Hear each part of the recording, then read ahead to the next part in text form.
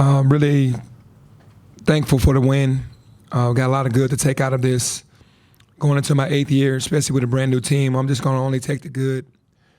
You guys know that I usually come up here and just call it like it is, but what I'm going to say is I'm going to take the good out of this. I'm trying to figure out which lineups are better, which guys are going to be the best playing with one another for chemistry. And the one thing I was the most proud of, I was proud of a lot, was they stayed together and encouraged each other for the entire game.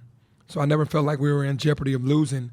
I knew we were going to make some mistakes, but by them staying together, I felt like everything was going to work itself out. Maybe I know you had a couple of exhibitions, but did this game give you more good feeling about how this team can be and potentially in this team? Yeah, the exhibitions were used properly because I saw who was who. And I always say the same thing, when the regular season, the cream is always going to rise. If you're a player, you're going to show up in our system. It gives you every opportunity to show up, especially offensively. And defensively, we have to do it as a unit. So, and then we're going to have to do it by committee. Tonight was Quante Berry, Sincere, and Doug. The next game, it might be 3 more guys. We don't know, but we're going to have to do it by committee. Penny, on Wednesday, you talked about your systems on offense and defense started to finally get into place. What did you think about your team's execution of those systems?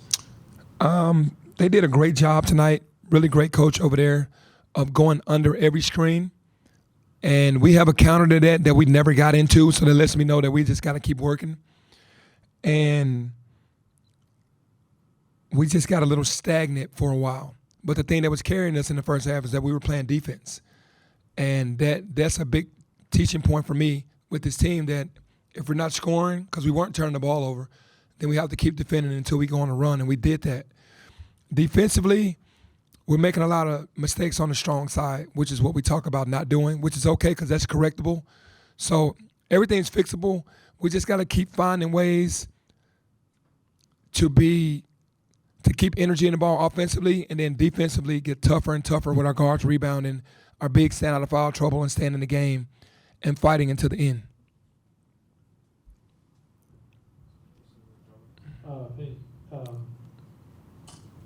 You talked a lot in the last couple of weeks about the things that you were kind of concerned about: defense, rebounding, 3-point shooting. You throw in there too. Tonight you were 10 of 27 from 3. You allowed just 70 points. Came up with 16 steals. All 16 of San Francisco's turnovers were on steals, and then out rebounded them as well. So that's got to be a feel good that everything you were worried about before it worked out today. Yeah, my guys answered the bell. I'm really proud of them because they answered the bell. They really came out from when we had practices this week saying things like, "Coach, we're not going to let you down. We got you. That makes me feel good because that means that we can grow. You know, a team that didn't win either exhibition, got blown out both exhibitions, could have been down, could have been out. We rallied together this week, and they came out and went 1-0. So, yeah, I'm very excited. In the summertime, we shot the ball as well as any team I've ever had. I was like, wow, we got like 7 guys that can shoot the ball. And then the first 2 exhibitions, we didn't shoot well, so I figured that's going to come around. Rebounding was something that I was concerned with because our guards weren't really rebounding at a high level in practice. But once I challenged them, they did that. So if they keep responding to coaching, we're going to be okay. What did you think of Simon's performance, especially in the first half? Yeah, Simon did very well. Simon is a worker. He if not number 1, he's number 2, coming to the gym, doing work, always playing one-on-one, always working on his game, always watching film. He's so young, and he's still learning on the fly, but so proud of him because he just wants to do so well. Great kid. He did well in the first half for us. Penny, I know you spoke on this just a second ago, but we talked to you earlier this week, and you were pretty blunt about how you felt that things were going. Was that somewhat intentional on your part to perhaps use us to, have a spark under the guys there? You have to do what you have to do, right? Whatever it takes. The players read that stuff and they go, okay, coach wants us to do this. They don't listen to me in practice, then they listen to you guys. Whatever works, if they listen to you or listen to me. But no, honestly, I know who we can be, and they're gaining confidence, especially after today. And it's going to always be a challenge from the coaching staff for them to do better. So, I mean, how would you say they overall that they responded to it? Do you think they responded well? No, I give them an A- today. A-. The reason why it's not an A+ is because of the 48 points in the second half. But that's the only thing. Everything else was pretty good. I'm proud of them, and they're going to keep growing.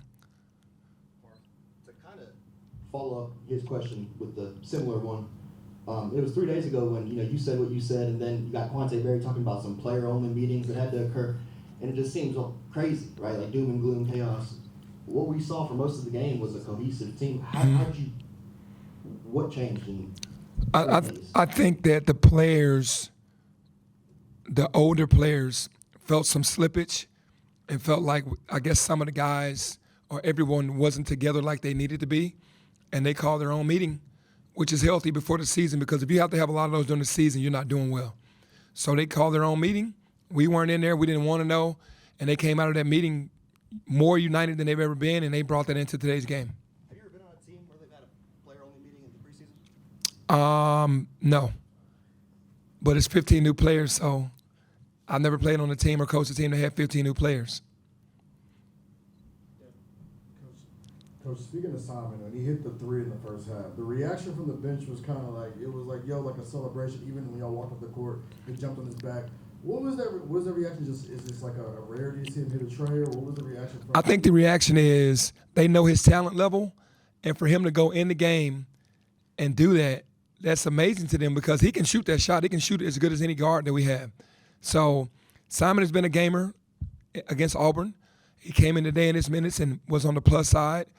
And that energy that you're getting is because everybody's rooting for him, because he wants to do so well, and he's such a great young man. So he can make that. That's not luck. He can really shoot the ball. Coach, I got two in the back. Along with Simon, Silla, his energy and his ability to just, talking, playing defense, how great was that to see that type of energy on the court with the guy coming off the bench like that? Yeah, it's Tierno is our fire starter, right? He's the guy that's going to have the voice. He's going to have the energy. He doesn't have to touch the ball to be involved and be at a high level. You need that because it becomes contagious. We need Aaron Bradshaw and him to be on the same page, and then the guards feed off of that as well. So his energy is, amazing. And then when Julius, Quante, and Zach came into the game, he pushed those guys as well. So he's been what I call the fire starter of the guys that just making sure everyone is keeping their level up. And lastly, in this building we see a lot of, phone posits and some jaws in here, but you got the blueies on. I was curious why you went with the bluey Air Jordan 1s today. Well, my heart is these are for autism, and with Jaden, my son Jaden being born autistic, and me having friends that are, that are going and battling this as well.